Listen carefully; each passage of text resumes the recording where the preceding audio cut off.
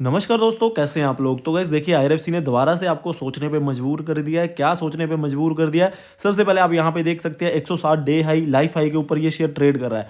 वो ये सोचने पे मजबूर कर दिया कि क्या जो पीएसयू स्टॉक होते हैं वो लगातार रैली दिखाते हैं, और कई लोग ऐसे होते हैं जो इन पीएसयू स्टॉक को बिल्कुल ये समझ लेते हैं कि ये सुस्त स्टॉक है। उन सभी की ये इन्होंने जो थिंकिंग है उसको इन्होंने इस शेयर ने थोड़ा सा सोचने पे मजबूर कर दिया। अब गाइस देखिए, अब यहाँ पे मैं आपको एक बात बता दूं कि काफ़ी लोगों को, अब मुझे आज काफ़ी मेल्स आ रखी हैं, काफ़ी मैसेज आ रखे थे कि क्या इसको यहाँ पे एंट्री बनानी चाहिए। तो गाइस देखिए, जैसे इसकी परफॉर्मेंस है, आरएसआई को छोड़ के अगर मैं आपको इसके टेक्निकल जो इंडिकेटर है वो भी मैं सभी की बात करूँ ना, तो यहाँ पे तो बाय गोली है। और गाइस यहाँ पे आप परफॉर्मेंस देख सकते हो, ऑल टाइम में भी इसकी आप यहाँ पे देख सकते हैं बढ़िया रिटर्न है।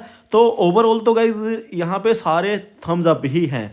और ये जो रैली चल रही है, ये जो गाड़ी चल रही है आईआरएफसी की, ये कहाँ तक जाएगी, अब ये लंबी रेस का घोड़ा ही लग रहा है। तो अब यहाँ पे आपको अगर खरीदारी करनी है तो आपको, मैंने पहले भी ये बात बोली थी, आप ये मत सोच के खरीदिएगा कि हाँ हम 2-3 महीने के लिए खरीदेंगे। तो आपको इसको खरीदना है 2 डेढ़ 2 साल के पॉइंट ऑफ व्यू से। अगर छोटी मोटी प्रॉफिट बुकिंग आती भी है इन फ्यूचर तो आपको वहाँ पे दिक्कत ना हो। और गाइस देखिए, मैं ये आपको अल्टीमेट बात बोल भी चुका हूँ कि ये वाला जो शेयर है ये आपको 300 प्लस का भी आपको देखने को मिलेगा। वो हो सकता है कि डेढ़ साल बाद देखने को मिले, या आपको 6-8 महीने में देखने को मिले।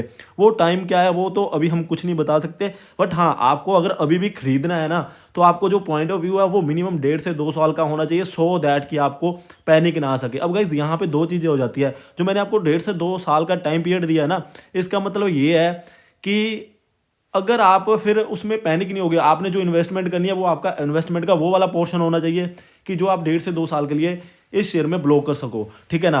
और गाइस देखिए, ये भी बात हो सकती है कि अब आप इसको 160 के ऊपर खरीद लो और ये आने वाले डेढ़ डेढ़ महीने में ही 200 का हो जाए, तो वो भी चीज़ पॉसिबल है, ठीक है ना। बट हाँ, जो आपका एक रिस्क फैक्टर होता है ना, वो आपको ये लेके माइंड में चलना चाहिए कि आपने 1.5 से 2 साल तो इसको फिर होल्ड करना ही है।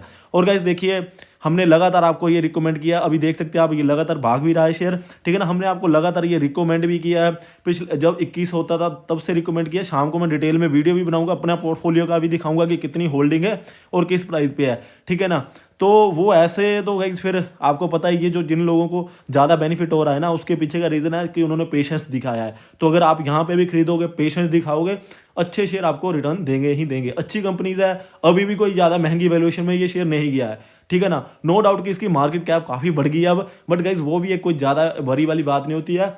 ये कोई बड़ा पैरामीटर नहीं होता कि मार्केट कैप बढ़ गई है। एचडीएफसी बैंक की मार्केट कैप इसके कंपैरिजन में 5-6 गुना ज़्यादा है, ठीक है ना। तो अगर वहाँ पे जाना तो यहाँ से ये भी 4-5 गुना और भी हो सकता है, ठीक है ना। तो बाकी मैं डिटेल में डिस्कस करूंगा शाम को इसी शेयर के रिगार्डिंग। और जो हडको भी 12% भागा हुआ है, आयरकॉन भी 8-9% भागा हुआ है, आरबीएनएल भी भागा हुआ है, रेल टेल भी इवन आई थिंक वो भी ऊपर है। तो सारी डिटेल में आपको रात को वीडियो देखने को मिल जाएगी शाम को। फिलहाल के लिए आपने अगर खरीदारी करनी है, जिनको डाउट आ रहा है वो देख सकते हैं। 1.5 से 2 साल का पॉइंट ऑफ व्यू मिनिमम लेके चलिए, और बेचना यहाँ पे नहीं है गाइज। मजे आ रहे हैं अब तो। देखिए अब ये एक दिन में जितना भाग रहा है ना, जितनी हमने इन्वेस्टमेंट करी रखी थी ना, उसका 50-70% तो अब ये एक दिन में रिटर्न दे रहा है। तो thank you guys for watching. जय हिंद।